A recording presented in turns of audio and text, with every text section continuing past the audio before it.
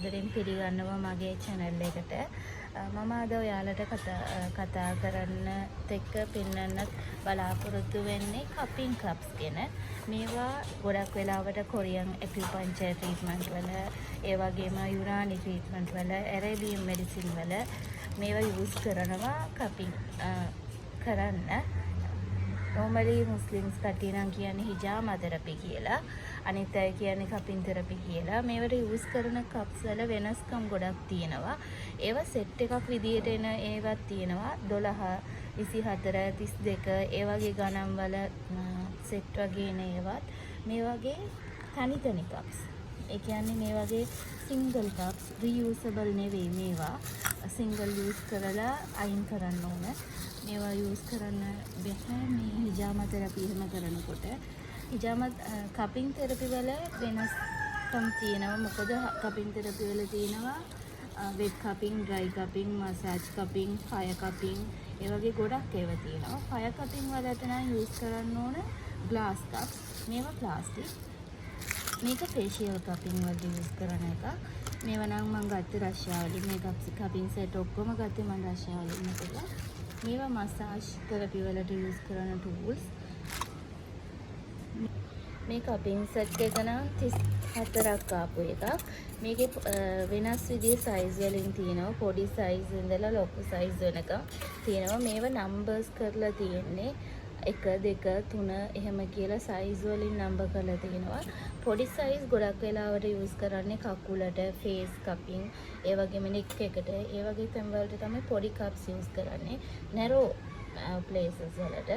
ලොකු cups use කරනවා back pain වලට, back එකට, කකුලට, calf muscle වල කරනවා නම් ඒවට තමයි ලොකු cups use කරන්නේ. මේක self cupping වලට එනවා. මේක magnet එකක් තියෙන්නේ. මේකත් ටිකක් අර massage එකක් වගේ තමයි මේ magnet එක use කරන්නේ. මේක plastic cup. මේක facial cupping වලට use කරනවා. මේක flexible. ඒ වගේම cupping කරනකොට මට දෙයක් කියන්න ඕන. wet cupping කරනවා නම් මේ cups sterilize කරන්න ඕන. නැත්නම් එක්කෙනෙකුට use කරලා ඒ ටික අයින් කරන්න ඕන. අපිට එක්කෙනෙක්ට මාසෙකට සැරයක්, මාස 3කට සැරයක් වගේ කරනවා නම් මේ cup එකම sterilize කරලා අරන් තියලා ආයි use කරන්න පුළුවන්. මේක තමයි මේකේ guide එකක් තියෙන්නේ. මේවා points වලට තමයි කරන්නේ. එක disease වලට අනුව එක points තියෙනවා. ඒ points වල කරනකොට ඒවා effectiveness එකත් වැඩි.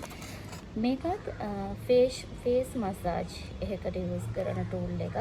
මේක ගොඩක් අය දන්නවා ඇති මම හිතන්නේ. මේකත් මම ගත්තේ නම් රෂ්‍යාවලින්. මේකේ tool එක use කරන විදිය මම දවසක වෙනම පෙන්නන්නම් වෙනම වීඩියෝ එක. මේ cupping කරන විදියත් වෙනම වීඩියෝ එකක් දාන්නම්. මේක ලස්සන tool එකක් මම මේක ආසාවට ගත්තේ. මේකත් massage වලට use කරන්න පුළුවන්. ඒක අර acupressure වලටත් use කරන්න පුළුවන්. pressure points වලට පුළුවන්. මේක different sizes, cups වල වෙනස්කම් තියෙනවා. මේක ඝනකමේ වෙනසක් තියෙනවා. ඒ වගේ ගොඩක් මේක තියෙනවා. මේවා knee cups. මේවා knee cups knee වලට use කරන්නේ. මේක හැඩේ වෙනසක් තියෙනවා. knee joint වල හැඩය වෙනසක් තියෙනවනේ.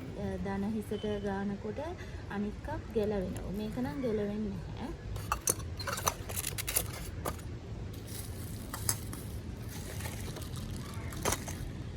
ලංකාවට වඩා පිටරටවල් වල cupping cups මිල අඩුයි. මම ඒ නිසා තමයි එහෙන් ගත්තේ. නැත්තම් එහෙන් ගන්නෑ. දැන් නම් තෙමු වල තියෙනවා cupping cups ගන්න. cupping therapy කියන්නේ ගොඩක් හොඳ treatment method එකක්. සාමාන්‍යයෙන් සිරුරේ ඇතිවෙන ඕනෑම වේදනාවකට ගොඩක් දුරට ආන්සර් කරනවා. ඒක ආතරයිටිස් වගේ කන්ඩිෂන් එකක් වෙන්නත් පුළුවන්. joint and muscle වල එන නිකම් pain එකක් වෙන්නත් පුළුවන්. ඒකත් එකම hypertension වලට, headaches ඒ වගේ ඒවට ගොඩක් දුරට ආන්සර් කරනවා. ඒකත් එක varicose vein වලට කරන්නත් පුළුවන්. ගොඩක් වෙලාවට අපි නම් කරන්නේ ජෙනරල් බොඩි කපින් එකක් කරනවා මුස්ලිම්ස් කට්ටියගේ රිලිජියස් පර්ස්පෙක්ටිව් එකක් විදියට. ඒකෙදිත් බොඩි එක ගොඩක් රිලැක්ස් වෙලා ඩිටොක්සිෆයි වෙනවා. ඒකත් එකම සර්කියුලේෂන් එක ඉම්ප්‍රූව් වෙලා බොඩි එකේ ඇන්ටිඔක්සිඩන්ට්ස් ඉෆෙක්ට් වගේ ඒවා වැඩි වෙනවා. ඒක නිසා ගොඩක් හෙල්ති අයටත් කරන්න පුළුවන්. ඒ වගේම ඩිසීස් අයටත් කරන්න පුළුවන්.